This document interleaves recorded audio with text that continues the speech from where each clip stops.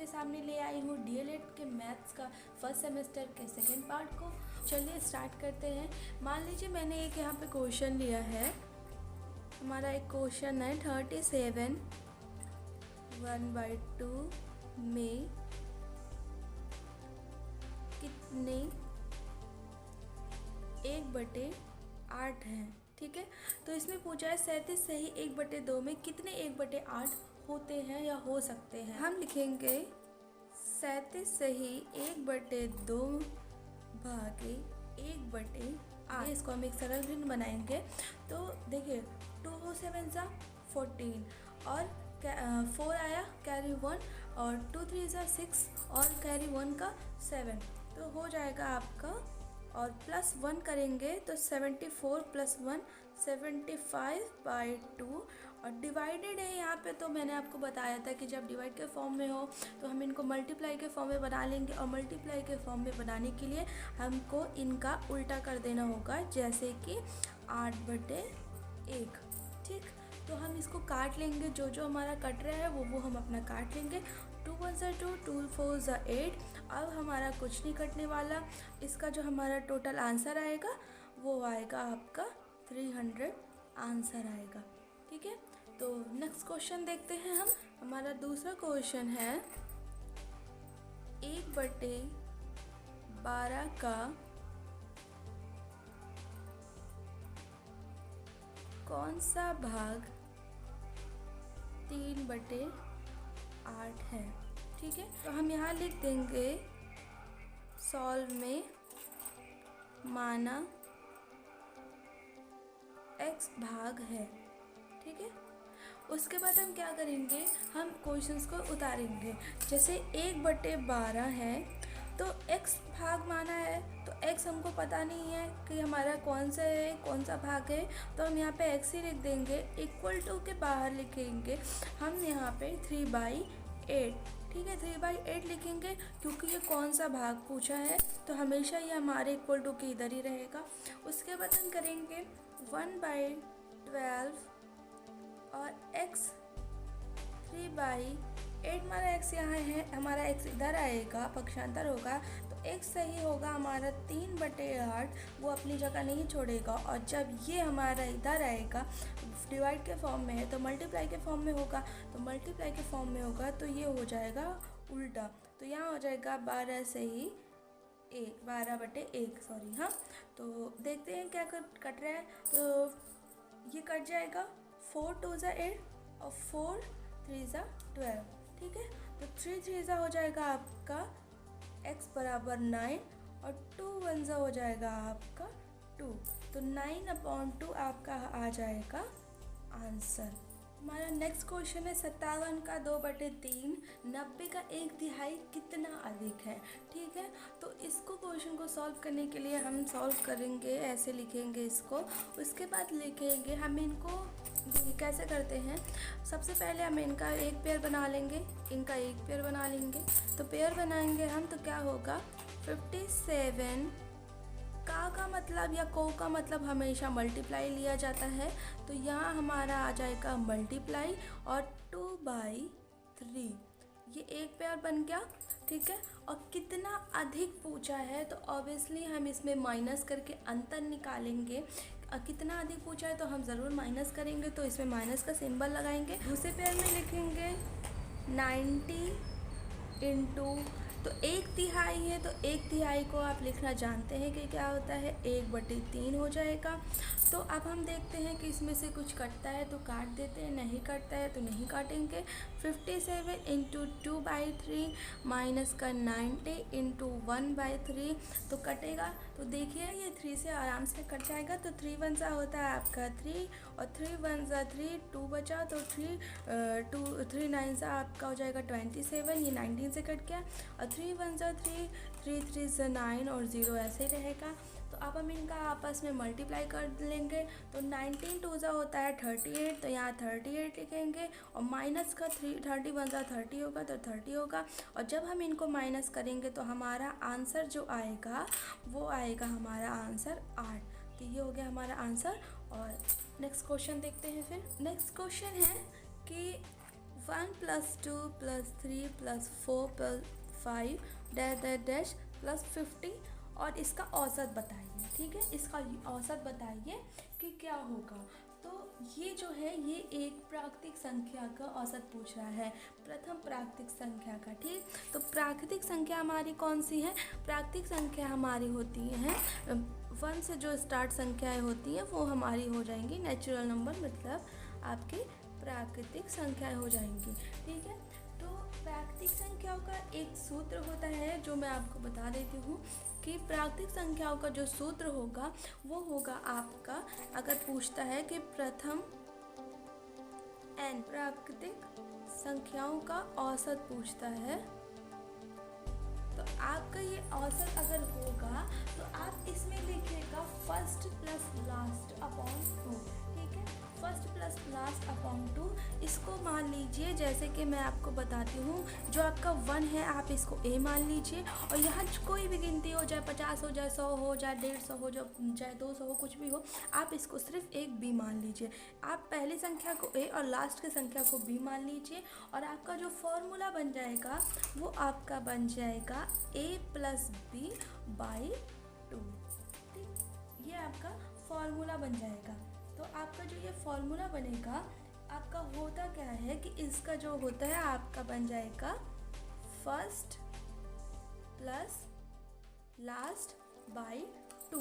ठीक, आप इन एक ए और बी को प्लस करके बाई 2 कर देंगे, आपका आंसर आ जाएगा। तो चलिए इस क्वेश्चन को लगाते हैं। तो पूछा है 1+2+3+4+5+50 का प्राकृतिक औसत ज्ञात करिए। तो इसमें हम लिखेंगे सबसे पहले,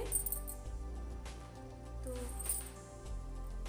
औसत बराबर आपका है, पहले में 1 है तो अब ए आपका 1 है, ये देखिए ए आपका 1 है, और बी आपका है 50, तो प्लस 50 कर लीजिए, बाई 2 कर लीजिए, यही फार्मूला आप अप्लाई कर लीजिए। और उसके बाद देखिए आपका क्या होता है, तो 50 प्लस 1 करेंगे तो आपका आ जाएगा 51/2, और जब आप इसको 2 से डिवाइड करेंगे तो 2 1 ज़ा 2 और 225.5 से आपका ये डिवाइड हो जाएगा।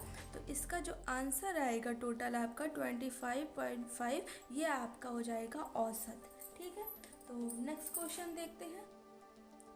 नेक्स्ट क्वेश्चन देखने से पहले मैं आपको सूत्र इसके बता देती हूँ। तो देखिए, जब अगर आपको पूछता है कि प्रथम n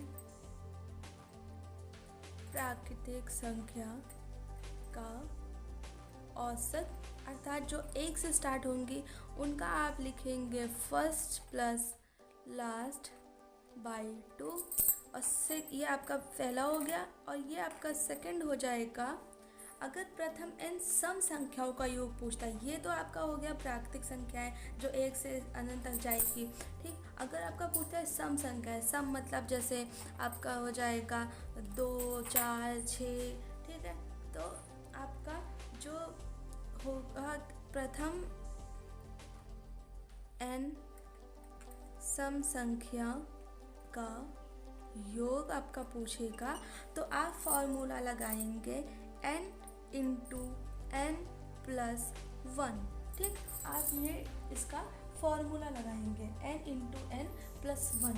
जहाँ पे आप दूसरा फॉर्मूला लगाएंगे वो आपका आएगा, अगर पूछता है आपका प्रथम n विषम संख्याओं का योग, तो आपको कुछ नहीं करना, बस आपको n का स्क्वायर लगा देना है, और ये हो गई आपकी ट्रिक।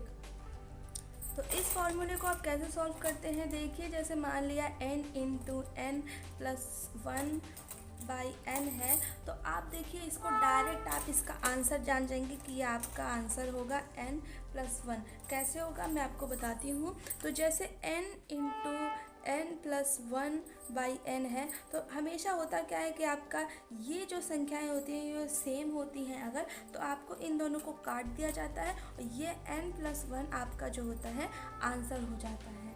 ठीक है, जैसे मान लीजिए हो गया आपका 10 प्लस, ठीक है, आपका दिया है 10 इंटू 10 प्लस 1 और बाई 10। ठीक है, तो 10 कट जाएगा, 10 प्लस 11 हो जाएगा आपका, ये हो जाएगा आपका आंसर। ठीक है, तो ऐसे ही आप ये क्वेश्चंस लगाएंगे।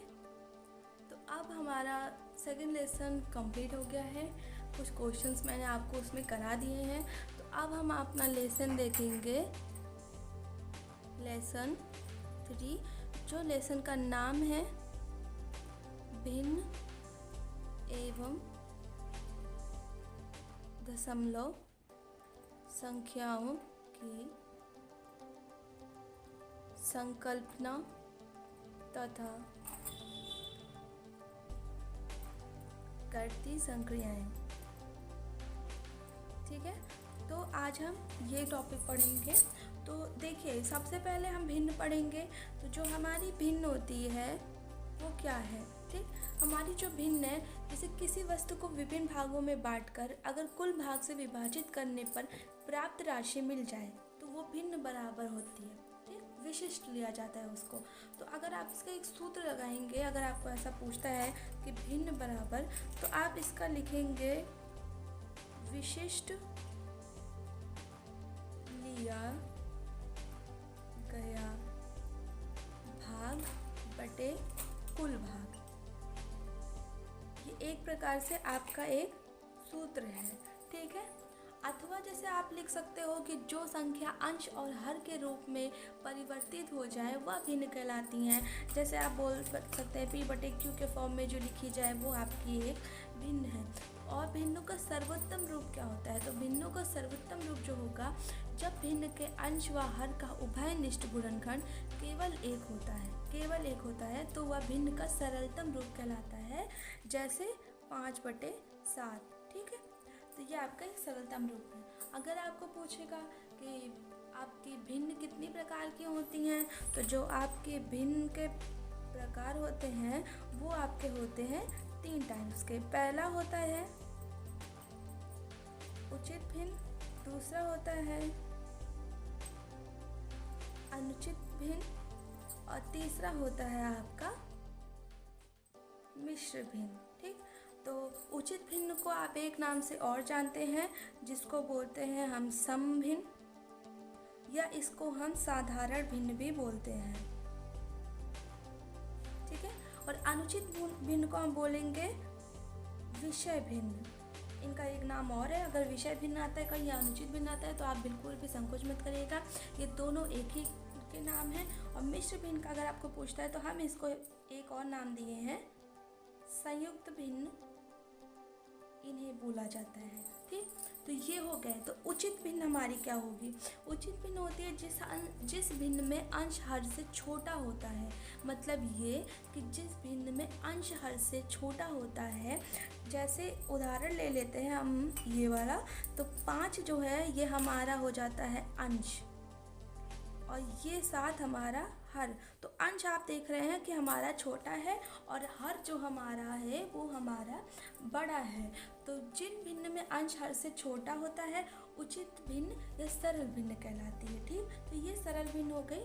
मान सदैव लेकिन इसका 1 से कम ही होगा, 1 से ज़्यादा नहीं हो सकता है। और जो हमारा अनुचित भिन्न होगा वो हमारा अनुचित भिन्न क्या है? तो देखिए, अनुचित भिन्न हमारी वो भिन्न होती है जैसे जिस भिन्न में अंश हर से बड़ा हो, जैसे अंश से हर बड़ा हो। ठीक है, बड़ा होता है तो उसे अनुचित या विषम भिन्न कहते हैं। तो मतलब अंश हर से बड़ा होता है। तो जैसे कि अगर 5/7 है तो 7/5 लिख देंगे, तो ये अंश आपका बड़ा है हर, और हर आपका छोटा हो गया। तो संयुक्त भिन्न क्या होता है? संयुक्त भिन्न होता है जैसे मिश्र भिन्न, जिन्हें पूर्णांक के साथ मिलाकर लिखा जाए, मिश्र भिन्न या संयुक्त भिन्न कहलाते हैं। इसका भी मान हमेशा 1 से बड़ा होता है, कभी भी इसका मान छोटा नहीं होता। ठीक है, तो चलिए फिर क्वेश्चन स्टार्ट करते हैं। हम आगे देख लेते हैं कि तो एक क्वेश्चन दिया है 3/5 गुणे 3/5 की 4 तुल्य भिन्न ज्ञात कीजिए। तो तुल्य भिन्न आपकी क्या होती है? तो देखिए 3/5 की 4 तुल्य भिन्न। तो आप स्टार्ट करेंगे जब इसको लिखने के लिए, तो 3 गुणे 1 और बटे 5 गुणे 1, ये कभी आप 1 से स्टार्ट मत कीजिएगा क्योंकि उसका मान वही आता है तो उसको नहीं लिया जाता। तो आप इसको लिख सकते हैं सबसे पहला वाला 3 इंटू 2/5 इंटू 2। सबसे पहले आप इसको 2 से मल्टीप्लाई करोगे, फिर नेक्स्ट आएगा आपका 3 इंटू 3/5 इंटू 3, और फिर आप इसको 3 से मल्टीप्लाई करोगे, फिर 3 इंटू 4/5 इंटू 4। नेक्स्ट आएगा आपका 3 इंटू 5/5 इंटू 5। तो ये हमारा 1 2 3 4, ये 4 तुल्य भिन्न हो गए। तो अब हम इनको तुल्य भिन्न बनाएंगे कैसे, तो देखिए पहला आएगा 3 2 सा होता है आपका 6, 5 2 सा होता है आपका 10, 3 3 सा होता है आपका 9, 5 3 सा आपका होता है 15, 3 4 सा होता है आपका 12, और 5 4 सा होता है आपका 20, और 3 5 सा होता है आपका 15, और 5 5 सा होता है आपका 25। तो ये चारों जो आपकी हैं ये आपकी हो गई हैं तुल्य भिन्न। तो नेक्स्ट क्वेश्चन देखते हैं। नेक्स्ट क्वेश्चन है हमारा 8 से ही 1/3 को साधारण भिन्न में बदलो। तो हम इसको कैसे बदलेंगे, सबसे पहले हम इनको मिश्रित भिन्न से हम इनको साधारण भिन्न बनाएंगे। तो देखिए 8 3 होता है 24, और 24 + 1 होगा आपका 25/3 हो जाएगा। अब यहाँ आपको परसेंटेज लगा है, सॉरी मैं लगाना भूल गई थी, तो यहाँ आप परसेंटेज लगाएंगे, और परसेंटेज का मतलब आपको हमेशा पता है कि 100 होता है, और 100 मतलब ये होगा 1/100। जब आपको इसको साधारण भिन्न में बोले तो आप इसको मल्टीप्लाई करेंगे, ठीक है। तो इसको आप साधारण भिन्न में बदलने के लिए क्या करेंगे, 25/3 इंटू 1/100 से आप मल्टीप्लाई कर देंगे परसेंटेज में बदलने के, साधारण भिन्न में बदलने के लिए, ठीक है। तो 25 1 ज़ा 25, और 25 4 ज़ा 100 होता है। तो ये हो गया आपका, जब इसको मल्टीप्लाई करेंगे तो 1 1 ज़ा आएगा आपका 1, और 3 4 ज़ा आपका आएगा 12। तो 1/12 ये आपका हो गया साधारण भिन्न, और यही आपका हो गया आंसर। 3 से ही 1/2 प्लस ब्रैकेट में -7/4 आपका हो गया 5 का मान बताओ। 3 से ही 1/2 प्लस -7/4/5 का मान ज्ञात करने के लिए सबसे पहले हम इनको उचित भिन्न में बनाएंगे, सरल भिन्न में बनाएंगे। तो 3 2 ज़ा होगा 6, और +1 होगा आपका 7/2। ये आपका जब प्लस करेंगे 3 2 ज़ा 6 को मल्टीप्लाई करके यहाँ प्लस करेंगे तो आपका 7/2 होगा। प्लस का ऐसे ही उतरेगा, ठीक है, प्लस का आपका ऐसे ही उतरेगा, और उसके बाद इसको आप अंदर ही सॉल्व कर लेंगे। तो आपका क्या होगा, आपका होता है 7 5 सा कितना होता है 35, और 35 में जब आप 4 को प्लस करेंगे तो हो जाएगा आपका 39 होगा आपका 5, ठीक है। तो अब हम इनको ब्रैकेट से बाहर निकालेंगे, तो 7/2, और प्लस जब ब्रैकेट खोलेंगे तो प्लस माइनस आपका हमेशा माइनस हो जाता है मल्टीप्लाई के फॉर्म में, तो प्लस आपका हमेशा माइनस हो जाएगा। तो यहाँ माइनस लगाएंगे और लिखेंगे 39, आपका 39 और 5 हो जाएगा, ठीक है। तो अब हम इसको क्या करेंगे, इसको हम क्रॉस मल्टीप्लाई करेंगे, ठीक है, क्रॉस मल्टीप्लाई करेंगे। तो 7 को 5 से जब मल्टीप्लाई करेंगे तो आएगा 35, और 2 को 39 से मल्टीप्लाई करेंगे तो आएगा आपका 78, और बाई आपका आ जाएगा 2 5 सा होता है आपका नीचे 10, ठीक है। तो जब आप इसको माइनस करेंगे, 78 को 35 में माइनस करेंगे तो जो आपका आंसर आएगा वो आएगा 43, और 78 के सामने माइनस लगा है, मतलब बड़ी संख्या के सामने माइनस लगा है, तो आप यहाँ माइनस लगाएंगे और बाई लिखेंगे 10, ठीक है। आप इसको ऐसे भी लिख सकते हैं, अगर आपको लिखना है तो -4 का 3/10, ठीक, आप इसको ऐसे भी लिख सकते हैं। नेक्स्ट क्वेश्चन देखते हैं। तो एक क्वेश्चन है आपका, वह छोटी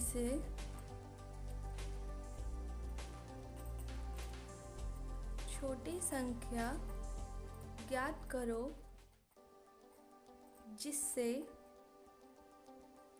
यदि 15, 20, 36 और 48 अलग भाग दे तो प्रत्येक स्थिति में 8 शेष आए। ठीक है, जब ऐसे क्वेश्चन देते हैं आपका और दिया रहता है आपका क्या नाम है छोटी से छोटी संख्या ज्ञात करने में, तो आपको पता रहना चाहिए कि ये इसमें आपको एलसीएम निकालना है। तो एलसीएम जब निकालेंगे तो हम एलसीएम इसको ऐसे निकालेंगे, हम लिख लेंगे 15, 20, 36 और आपका हो गया 48। ठीक, तो हम सबसे पहले इसको देखेंगे कि किससे हमारा जा रहा है। सबसे पहले छोटी संख्या से हम इसको भाग देंगे। तो देखिए 2 से 15 तो जाएगा नहीं, तो एज ए 15 उतार लेंगे। 2 10 20 होता है और 18 2 होता है आपका 36 है और 24 2 जो होता है वो आपका होता है 48। आपको टेबल ज़रूर याद होनी चाहिए, नहीं तो आप एग्ज़ाम में पहले आप इसको गोरा ही करते रह जाएंगे तो आप नहीं, आपका टाइम बहुत वेस्ट होगा। तो इसलिए प्लीज़ टेबल तो ज़रूर ही याद करके रखें। तो उसके बाद आप इसका फिर 2 से मल्टीप्लाई करोगे और देखोगे कि क्या कट रहा है। 15 कटेगा नहीं, ऐसे उतर जाएगा। 2 5 हो जाएगा 10 और 2 9 हो जाएगा आपका 18 और 12 2 होता है आपका 24। तो ये भी कट गया। फिर आप 2 से काटोगे क्योंकि 2 से अभी भी कट रहा है, तो 15 तो कटेगा नहीं, 5 कटेगा नहीं, 9 कटेगा नहीं, 2 6 12 होता है। ठीक है, उसके बाद फिर हम 2 से काट सकते हैं क्योंकि 6 कटेगा, ये कटेंगे नहीं, तो 2 3 हो जाएगा 6। तो अब हमारा 3 से कट सकता है, तो 3 आपका 3 5 कितना होता है 15, 5 कटेगा नहीं, 3 3 9 और 3 1 3। फिर आपका 3 से कटेगा, 5 कटेंगे नहीं, तो 3 1 3 और 1 ऐसे उतर जाएगा। फिर 5 से आपका कटेगा ये और ये एज इट उतर जाएगा। ठीक है, तो आगे हम इसका देखते हैं कि हमारा जो एलसीएम बनता है वो क्या बनता है। हम इनका ऐसे ऐसे पेयर बना लेंगे। तो चलिए बनाना शुरू करते हैं। तो देखते हैं हमारा 2 कितनी बार आया है। 2 हमारा 4 टाइम्स आए हैं, तो 2 × 2 × 2 × 2। उसके बाद 3 कितने टाइम्स आए हैं, 2 टाइम्स आए हैं, तो × 3 और 5 कितने टाइम्स आए हैं 5। तो जब हम इन सब का मल्टीप्लाई करेंगे, तो जो हमारा आंसर है वो हमारा आपका आंसर आ जाएगा 720। और उसके बाद हमारा क्या बोला है कि अलग भाग दें तो प्रत्येक स्थिति में 8 शेष बचे। तो जब शेष बचे 8 पूछा है तो हम इसमें क्या करेंगे, प्लस और 8 कर देंगे। और जब हम बचे एलसीएम से +8 कर देंगे तो हमारा आंसर जो आ जाएगा वो आ जाएगा 728। और यही वह छोटी से छोटी संख्या है जिसमें प्रत्येक स्थिति में भाग देने पर 8 शेष बच सकता है। ठीक, तो ये हमारा हो गया आंसर। आज के लिए बस इतना ही। मैं कल एक फिर नई वीडियो के साथ हाजिर होंगी, तो ऐसे ही मेरा साथ बनाए रखें। Thank you so much.